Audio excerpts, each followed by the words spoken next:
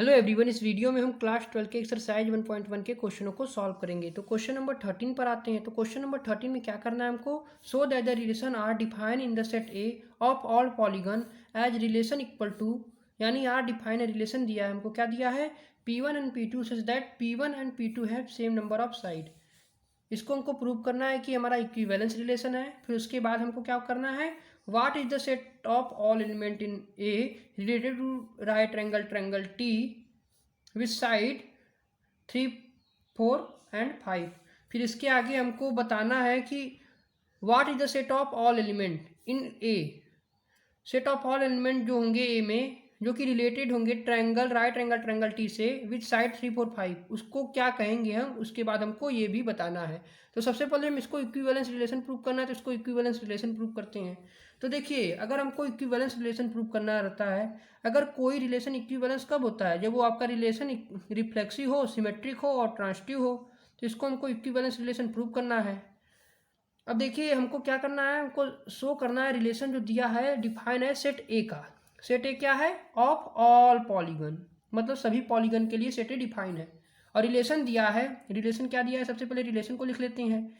Relation दिया है P1 and P2 such that P1 का जो साइड होगा, P1 एंड P2 का जो साइड होगा वो सेम होगा।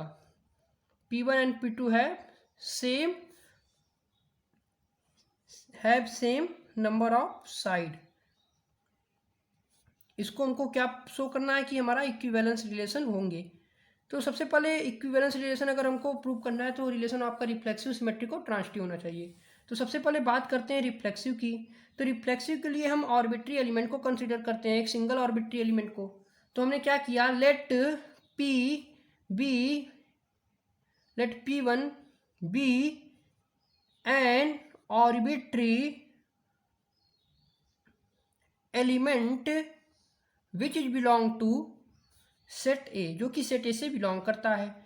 तो देखिए, क्वेश्चन में रिलेशन में ही हमको दिया है कि P1 and P2 such that P1 and P2 have same number of side. यानी इस क्वेश्चन में क्या कर रहा है कि जो P1 इक्वल टू P2 है, यानी जितना P1 में साइड है उतना ही P1 में साइड है उतना ही P2 में साइड है, इसको हमको बताना है कि रिफ्लेक्सिव होगा। तो देखिए, since P1 equal to P2 है, तो यहाँ से हम ये भी तो कर सकते हैं P1 इक्वल टू P1 होगा, क्योंकि रिफ्लेक्सिव के लिए कंडीशन क्या होती है, रिफ्लेक्सिव के लिए कंडीशन होती है कि ए का रिलेशन ए से होना चाहिए, यानी 1 का रिलेशन 1 से होना चाहिए, 2 का रिलेशन 2 से होना चाहिए, 3 का रिलेशन 3 से होना चाहिए। तो since P1 equal to P2 है, तो P2 की जगह भी हमने P1 रख दिया, जहां पर हमारा P1 किसके बिलोंग करता है, P1 बिलोंग करता है सेट ए से। अब देखिए, ये हमारा P1 इक्वल टू P1 आ गया, यानी ये हमारा रिफ्लेक्सिव की कंडीशन को फुलफिल करता है, तो ये हमारा रिलेशन रिफ्लेक्सिव होगा। यहाँ से हमने इसको रिफ्लेक्सिव प्रूव कर दिया। अब आते हैं सिमेट्रिक पर।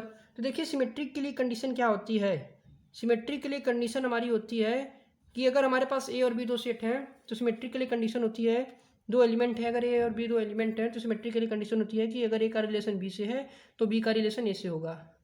तो देखिए, अब सिमेट्रिक के लिए हम कितने एलिमेंट को कंसिडर करते हैं, तो 2 आर्बिट्री एलिमेंट को कंसिडर करते हैं। तो हमने क्या किया, let P1 and P2 be 2 arbitrary element which is belong to set A, जो कि सेट ए से बिलोंग करते हैं।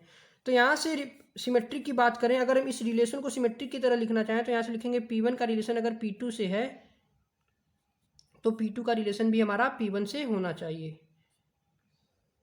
यहाँ पर P1 और P2 बिलोंग करने चाहिए किससे, यहाँ पर P1 और P2 सेट ए से बिलोंग करने चाहिए।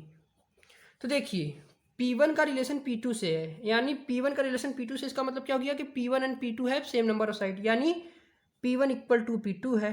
तो अगर P1 इक्वल टू P2 है, तो यहाँ से हम ये भी तो कर सकते हैं कि P2 इक्वल टू P1 होगा। Since P1 equal to P2 and P2 equal to P1 है, तो ये आपका रिलेशन सिमेट्रिक भी होगा। सिमेट्रिक क्यों होगा, क्योंकि P1 और P2 में सेम नंबर ऑफ साइड है। अगर P1 में सेम नंबर ऑफ साइड है, तो P2 में भी सेम नंबर साइड होगी।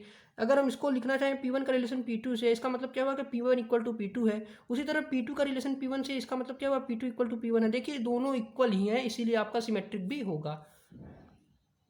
अब बात करते हैं ट्रांसटिव की। तो ट्रांसटिव के लिए कंडीशन क्या होती है, तो ट्रांसटिव के लिए हम 3 आर्बिट्री एलिमेंट को कंसीडर करते हैं। तो हमने क्या किया, let P1 P2 P3 are 3 arbitrary element which is belong to set A. तो ट्रांजिटिव के लिए कंडीशन क्या होती है, जैसे ए बी सी 3 एलिमेंट हैं, तो ट्रांजिटिव के लिए कंडीशन होती है कि अगर ए का रिलेशन बी से है और बी का रिलेशन किसी तीसरे नंबर सी से है तो ए का रिलेशन सी से होगा। तो इसी को अगर हम इस जैसे यहाँ पर ए बी सी लिखा, उसी तरह अगर हम इसको लिखना चाहें तो क्या लिखेंगे, अगर P1 का रिलेशन P2 से है और P2 का रिलेशन अगर किसी तीसरे नंबर P3 से है तो हमारे पास क्या होना चाहिए कि P1 का रिलेशन P3 से होना चाहिए। और यहाँ पर जो P1 P2 P3 होंगे फॉर ऑल बिलोंग करने चाहिए किसको, सेट ए से, सभी सेट ए से बिलोंग करने चाहिए। अब देखिए P1 इक्वल टू P1 का रिलेशन P2 से, इसका मतलब क्या हुआ कि P1 इक्वल टू P2 है अकॉर्डिंग टू रिलेशन जो डिफाइन था उसके हिसाब से यहाँ पर हम लगाएं तो इसका मतलब ये हुआ। उसी तरह P2 का रिलेशन P3 से, इसका मतलब क्या हुआ कि P2 भी इक्वल टू P3 के होगा। सिंस ये इक्वल टू है तो ये भी इक्वल टू होंगे, अगर ये इक्वल है तो ये और ये भी आपस में इक्वल होंगे, यानी इसका मतलब हो गया कि P1 भी इक्वल टू P3 के होगा। तो यहाँ से हम ये भी कह सकते हैं कि ये रिलेशन आपका ट्रांजिटिव भी होगा। तो ये रिलेशन आपका रिफ्लेक्सिव है, सिमेट्रिक भी है और ट्रांजिटिव भी है। तो ये आपका रिलेशन क्या कहलाएगा, ये रिलेशन आपका इक्विवेलेंस रिलेशन कहलाएगा। Hence it is a equivalence relation, इसीलिए आपका ये रिलेशन इक्विवेलेंस रिलेशन कहलाएगा।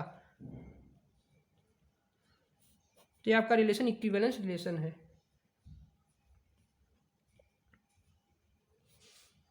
अब इसके आगे क्या कर रहा है हमको, इसके आगे पार्ट को देखते हैं। कि आगे पार्ट में हमसे कर रहा है what is the set of all element in A. Set of all element in A होंगे, रिलेटेड होंगे राइट एंगल ट्रायंगल टी से विथ साइड 3 4 5। अब हम क्या कहेंगे उसको, जो कि सेट ऑफ ऑल एलिमेंट होंगे किसमें, इन ए में, यानी सेट ऑफ ऑल एलिमेंट हमको ए दिया है जो कि रिलेटेड है राइट एंगल ट्रायंगल टी के। अब उसका साइड हमको दिया है 3 4 5, वो क्या होगा ये हमको बताना है। तो वो एक प्रकार का ट्रायंगल होगा, यानी सेट ऑफ ऑल ट्रायंगल, यानी सेट ऑफ ऑल ट्रायंगल में आपका टी भी आएगा, इसीलिए इसका आंसर क्या होगा, इसका आंसर आपका होगा set of all triangle which is related to T. इसका आंसर होगा इसके सेकेंड पार्ट का। तो इसका सेकेंड पार्ट का आंसर क्या होगा, set of all triangle, set of all triangle in A related to, set of all triangle in A, set of all triangle जो होंगे वही रिलेटेड होंगे, किससे, to the right angle triangle T one, to the right angle triangle, to the right angle T, यानी set of सभी triangle जो होंगे वो ए से रिलेटेड, सभी ट्रायंगल जो सेट ए में हैं, सेट ऑफ ऑल ट्रायंगल जो होंगे वही रिलेटेड होंगे राइट एंगल टी से। टी क्या है 3 4 5, यानी क्वेश्चन नंबर इसके सेकंड पार्ट में हमसे कर रहा था what is the set of all element. आप उसको क्या कहेंगे, set of all element in A. Set of all element क्या है, सेट ऑफ ऑल एलिमेंट एक दिया है ए जो कि रिलेट करता है राइट एंगल ट्रायंगल टी से विथ साइड 3 4 5 है, तो इसको हम क्या कहेंगे, तो सेट ऑफ ऑल ट्रायंगल होंगे, यानी सभी सेट ऑफ ऑल ट्रायंगल में आपका टी भी आएगा, इसीलिए इसका आंसर होगा जो सेट ऑफ ऑल ट्रायंगल होंगे वही रिलेटेड होंगे टी से, यानी सेट ऑफ ऑल ट्रायंगल जो होंगे वही रिलेटेड होंगे टी से। तो इसका आंसर यही होगा। कोई वीडियो पसंद आया हो तो इसको लाइक शेयर और सब्सक्राइब करना ना भूलें। Thanks for watching this video.